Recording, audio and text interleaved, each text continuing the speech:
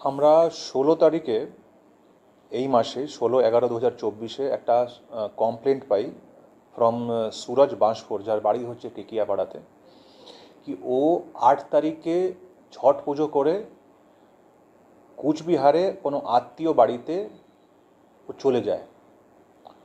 এরপরে ও যখন 15 তারিখে ফেরে তখন ও দেখছে কি ওর ঘরের দরজাগুলো ভাঙা, এরপর যে আলমিরাগুলো ছিল সেটা ভাঙা, আর অনেক কিছু অর্নামেন্টস, গোল্ডেন, সিলভার, আর কিছু ক্যাশ প্লাস কিছু ডকুমেন্টস, সে সবগুলো কিন্তু মিসিং আছে।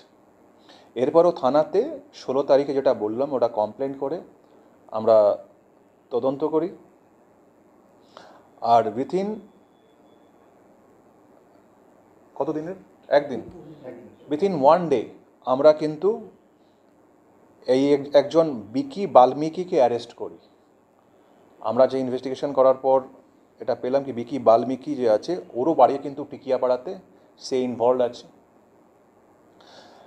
এরপরে ওকে আমরা অ্যারেস্ট করার পর যখন জিজ্ঞাসাবাদ করা হয় তখন সমস্ত যে অর্নামেন্টসগুলো কিন্তু আমরা কিন্তু খুঁজে পেয়েছি, যেটা আপনাদের সামনে রাখা আছে, প্লাস কিছু ডকুমেন্টস আছে যার মধ্যে পোলিও কার্ড, আধার কার্ডগুলো আছে। এই আছে। মানে 26 তারিখে অভিযোগ দায়ের হয়েছিল, 26 না 16 তারিখে অভিযোগটা দায়ের হয়েছিল, আর ও কিন্তু ফিরেছে 15 তারিখে। তখন ও কিন্তু টের পেয়েছে কি এগুলো কিন্তু চুরি হয়েছে, কারণ ও 8 তারিখে ছট পুজো করার পর চলে যায়। এবং তারপরে 16 তারিখে যখন আসে তখন আপনারা মানে ইনভেস্টিগেশন করেন। একদিনের মধ্যেই কিন্তু আমরা একে ধরে ফেলি, আর এর লিডিং স্টেটমেন্টের বেস্ট করে এই যত অর্নামেন্টস প্লাস যে ডকুমেন্টসগুলো বলা হয়েছে সেগুলো কিন্তু উদ্ধার করা হয়েছে। স্যার মানে কোথা থেকে মানে পেয়েছেন এই মানে উদ্ধার কোথা থেকে করা গেল, মানে ওর বাড়িতেই রেখেছিল নাকি?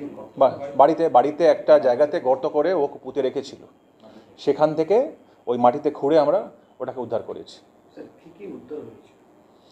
আমাদের যেটা উদ্ধার হয়েছে সেটা যার মধ্যে আধার কার্ড আছে, পোলিও কার্ড আছে, এরপর 1 pair of silver made Payal, 1 pair silver made another Payel, যেটা একটা ওয়েটটা আলাদা, একটা 52 গ্রাম, একটা 33 গ্রাম। এরপর সিলভারের বালা আছে, বাজু আছে, গোল্ড ইয়ারিং আছে, নোজপিন আছে, একটা ফরএভার ইয়াং করে ব্যাগ যেটা সামনে আপনাদের সামনে আছে সেটাও কিন্তু পাওয়া হয়েছে। এই সবগুলো যেগুলো আছে সেগুলো পাওয়া হয়েছে। না, ওর সঙ্গে আরও কিছু ছেলে ফেলে ইনভলভ ছিল, তাকেও খোঁজা হচ্ছে আর কি। সেটা 13 বছর 14 বছরের বয়স, বাচ্চাদের নিয়ে।